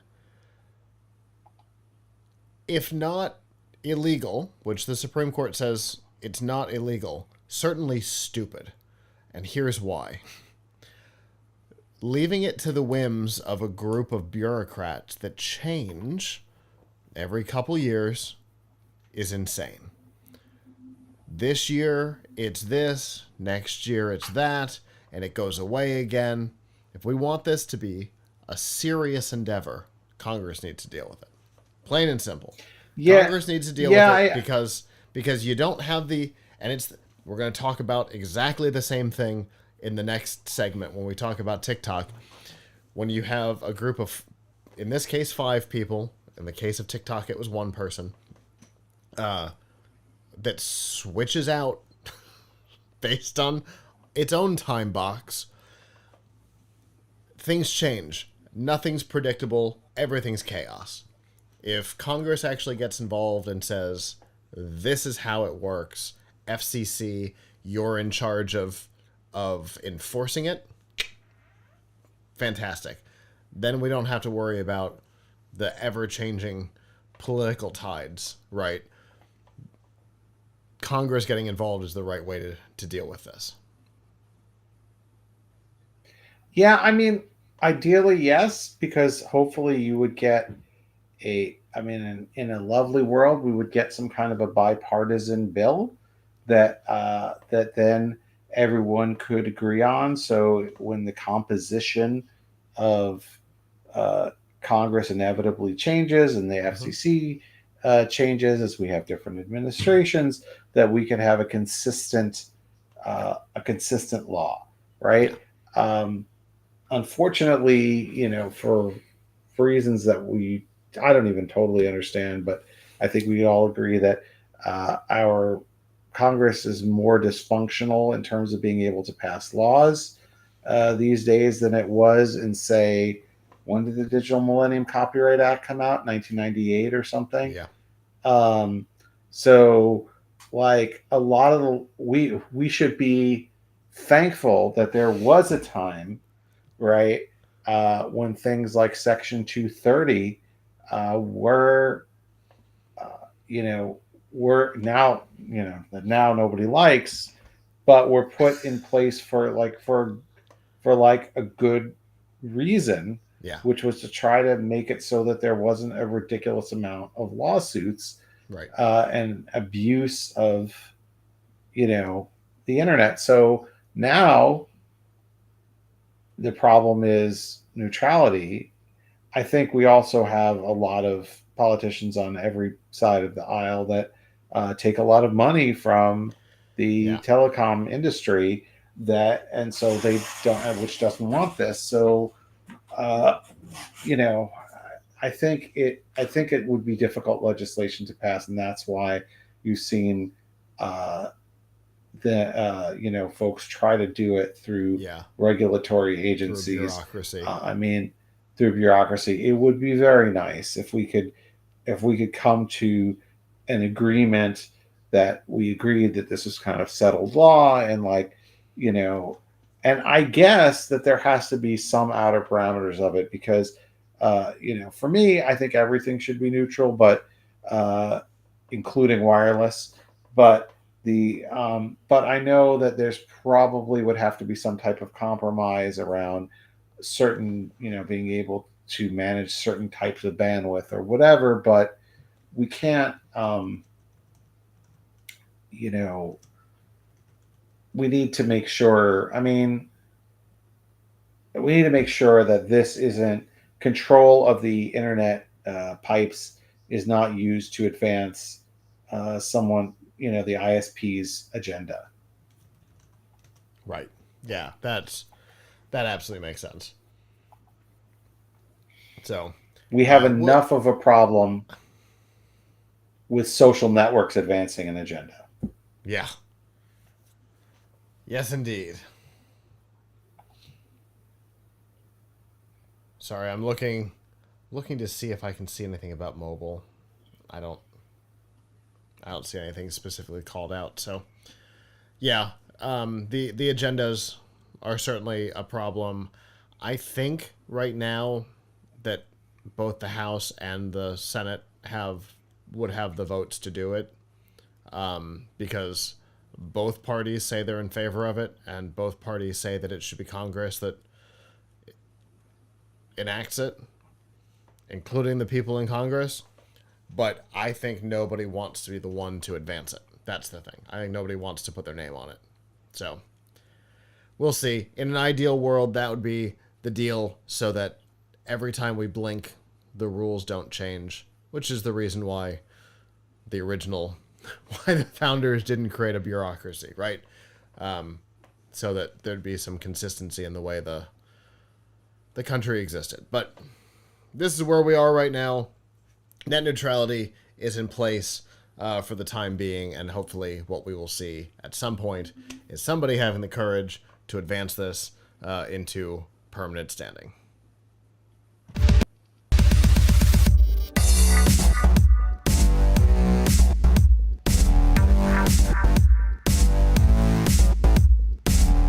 This week's DRM Not Included on F5 Live Refreshing Technology is proudly powered by Amazon Prime. We all know that you get free shipping on millions of products with Amazon Prime, but you get a whole lot more. Like free music with Amazon Prime Music, free TV, movies, and documentaries with Amazon Prime Video, free games, and a free Twitch subscription to support the content creator of your choice with Amazon Prime Gaming, plus a whole lot more. We've got links to all of these features and some of our favorites, plus a 30-day free trial, all by going to f5live.tv/prime.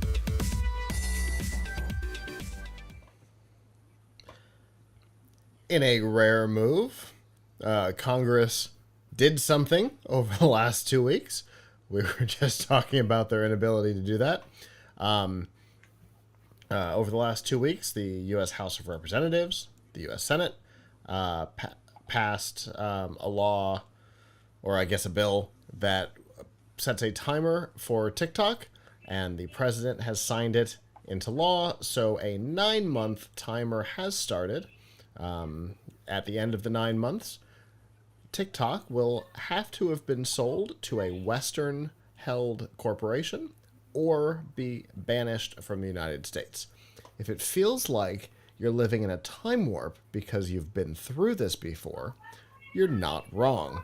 Near the end of the Trump administration, we were in a very similar position, except for the fact that that time it was done through an executive order from the Trump administration that set a timer for ByteDance to sell TikTok to a Western corporation or face a ban in the United States. This time, it's the Congress that passed the law, which means that the ever-shifting tides of politics don't have quite the same stranglehold that they had last time, because obviously last time, as the administration changed, as things changed,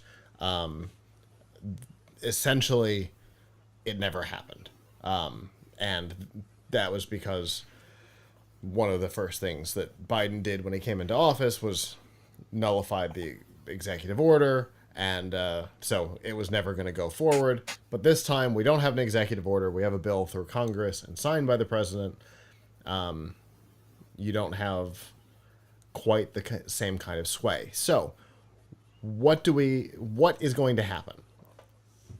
ByteDance has reportedly said that they would rather close U.S. operations than sell TikTok. And the TikTok leadership has apparently shifted from the U.S. Because there were U.S. leaders overseeing the U.S. division of TikTok. Apparently control over the company has been shifted to HQ in China at ByteDance, which certainly suggests that they are preparing to put their foot down. There have already been the beginnings of challenges in court. ByteDance has basically said they're ready to take this to the U.S. Supreme Court. The argument they're going to make is on First Amendment grounds, which many constitutional scholars and attorneys have said is going to be a difficult uphill battle, partially because First Amendment challenges are often kind of blown out. They're very difficult to win on, but also TikTok isn't unique. There are 3 primary platforms right now that have direct clones: Facebook, Instagram, and YouTube, with Reels, and Shorts. So there would not be any loss or censorship to the people. So I've been following this a lot over the last 5 years since the beginnings of this conversation started. It's an uphill battle if they want to if they want to fight it, Avram, and a lot of constitutional scholars are saying that it's probably not one they can win if they're going to fight on First Amendment Hmm. grounds. Yeah, I mean, so I find it interesting that they have 9 months. So that means that takes them past the election. Uh huh. So a Yeah. chance for TikTok to influence the election to make sure that they don't go away, right? Um, Yeah, I found that timing so interesting myself. right, I mean, I don't know. Maybe that's good for some of the politicians too, so they don't have to face, young people who are mad about it. That's what I was Although, thinking it was. are there really? I mean, let's be real here. I know a lot of people use TikTok. Are there going to be a lot of Americans who are like, "Oh, TikTok is gone. What will I do? Let me march in the street for TikTok." I mean, you could just use Instagram. It Right. has all the same features. In fact, I find that TikTok really, like, technically, like when I try to use it on the computer, it works horribly. Mm-hmm. Like in the browser, it's like it doesn't load half the time, or like it can't let me log in or whatever. It seems like it was made to just be a mobile app, and like the web version is more of an afterthought. 100%. Isn't But like, why on earth wouldn't, like, it's not like people can't do this somewhere else. So I don't know. Like, I don't Yeah. actually know if TikTok, like, if there's a political movement, a strong political movement of people who are going to stand up for TikTok. Yes. There is a weird. Uh, I've seen it in action. I've seen it in my personal life. Um, there is a contingency of people who see TikTok not as the um, societal threat that it has been pitched as, but instead as the, I don't know, some sort of liberation movement. It's very interesting to see, and in my experience, those people are. In my experience, it's important to say. In my experience, I can't say that everybody, but in my experience, the people who have that view and uh, that obsession with the platform are damaged. Just kind of in general. And I suspect TikTok, based on the timetable of what I've watched, I suspect TikTok has influenced it, right? We know a lot about TikTok. The way it works, we don't know its algorithm, but we do know that in the West it works very differently than it does in the East. The algorithm is different, and it it suggests that some of it might be purposeful, and it might be what the congressional leadership was shown evidence of that changed their position on this. Because it did seem that there was that, we talked about this last time we talked about TikTok. There was that meeting, and after that meeting and that presentation, opinions changed in Congress, and so either there's some sort of a direct national security threat that was discovered, or it's the cultural and algorithmic issues, and I suspect it's a little bit of both. But I think the cultural impact that it's had very negatively has a lot to do with this ban. But yes, there are people who are going to fight this hard. There are people in our circle, Avram, who are furious about this, and it could absolutely affect the way they vote. Well, except that probably most, if they were to actually look at it, I think most politicians are against TikTok. Yeah. on both sides of the aisle, at least the presidential candidates for sure. Um, Sure.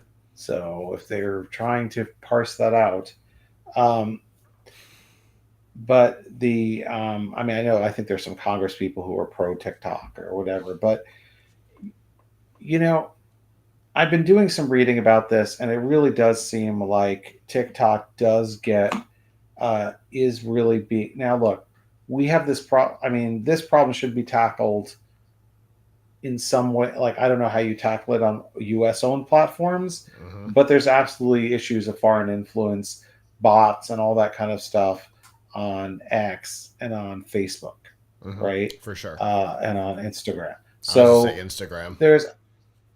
there's there's plenty of foreign influence going on there, and we have companies that are U.S. owned that could do something about it or could do more about it, and they're not. Right.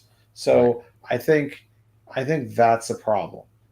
However, if you know that you have a company where the company itself, not through avarice, where they just want people on, not through trying to save costs, not through ignorance, not through Mm-hmm. benign neglect or whatever, is deliberately pushing stuff to try and uh, cause problems. Mm-hmm. And you know it's you know there are some numbers that show that uh, that TikTok deliberately pushes certain conspiracy theories, and Mm-hmm. by far the most anti-Semitic conspiracy theories Mm-hmm. around, and not because they're not moderating it, but because they're algorithmically trying to get more people to see it, Yeah. because they want more division, they want more chaos, because it is good. Like, the amount of divisiveness and social media has all played a big part of this.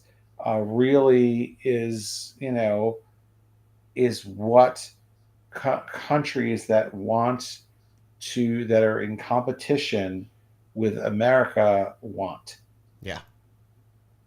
100%. right? They want us divided. Granted, there are so many different things that are making people divided, so many different True. pieces of media, so many American owned things that are extremely divisive. So maybe TikTok is just a tiny grain of sand on a giant beach, Yeah. but It's it one is a that can be grain of dealt with. sand that can be dealt with because of the ownership. So I think I think that's fine. Mm-hmm. Um, I mean, I don't know how you deal with it elsewhere, because there's issues of like, oh well, are people, are these conspiracy theories and whatever free speech? Is the algorithm free speech? Right. All of that. But if you have a foreign actor that is trying to control this, and one thing that I have really, really, I was watching some videos recently about, of course, it's not great. We're saying you learn something, but about sort of how business functions um, in People's Republic of China. But the government absolutely has tremendous influence on how these businesses are run. Yeah. Yeah, for sure. So, and they have not just influence over how they're run, but also access to the things that they do, such as data. So, TikTok has claimed that they don't store any U.S. data in China, and that was proven incorrect recently. Like you said, there's the issue with the anti-Semitic content. All of this stuff came back up after October. It's possible that you know that may have played a role here. There's a lot on the timetable. There's a lot going on, and yes, I know we're gonna hear about this. We do every time we talk about this, and I'm fine with it. Um, no, I don't think that this is a precursor for them trying to silence Facebook and YouTube. No, because like Avram just said, they don't have the legal grounds to do the same thing. And no, I don't care. Those are the two questions that keep being. Don't you care about the creators who are making a living on TikTok? Nope. Sure don't. I've said for a very long time, you shouldn't build your house on somebody else's land. And I still agree. I still believe that you shouldn't build your house on somebody else's land. Yes, right now we're on YouTube and Facebook and Twitter and whatever. But if one of those were to go away tomorrow, we have built this on our own land. If YouTube went away tomorrow, fine. We'll continue down on Rumble and on our own website. That not gonna hurt me. No, I don't care. It might sound harsh. I don't care about that either. Yeah, I mean, I do feel some empathy for people because, I mean, these platforms, social media platforms, you kind of are the means of distribution these days. So it's very hard to, to run a business without them. But there's other ones. So there's Instagram. So just go to Instagram. Exactly. It's not like this concept is about to go away. There are 3 big ones right now: Facebook Reels, Instagram Reels, YouTube Shorts. Go that way, and the monetization on YouTube is better than the monetization on TikTok anyway. And here's the thing I can guarantee: if this goes away in 9 months, you know what happens? 6 clones pop up the next day. Yep, very true. Guaranteed. There will be clones over the next 9 months trying to fill the void that TikTok is about to create, and somebody's going to be successful in there. It might be Meta, it might be Google, it might be somebody new, but that void will be filled. This is a need that is already being filled elsewhere and will be continue to be filled elsewhere. Make it work. When Tumblr got rid of certain content, there were clones within hours of the company's announcement, and people went that direction and they were successful over there. We've seen it every time something like this happens. It will not be a big deal. Nobody's going to be left out in the cold. The world will continue on. There we are.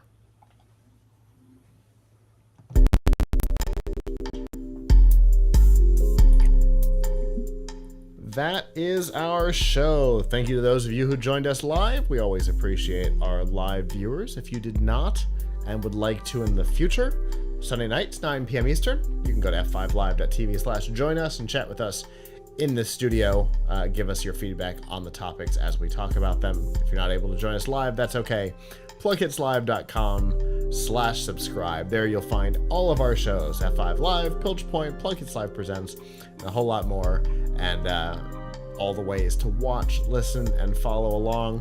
Still got lots of content coming. We have a backlog of stuff that is a mile long. So there is still tons of stuff coming in the near future. So definitely keep track of that. As always, the best way to do it is from the website, PLUGHITZlive.com. So definitely go there. If that's too long to type, PLUGHITZ.live will get you there too.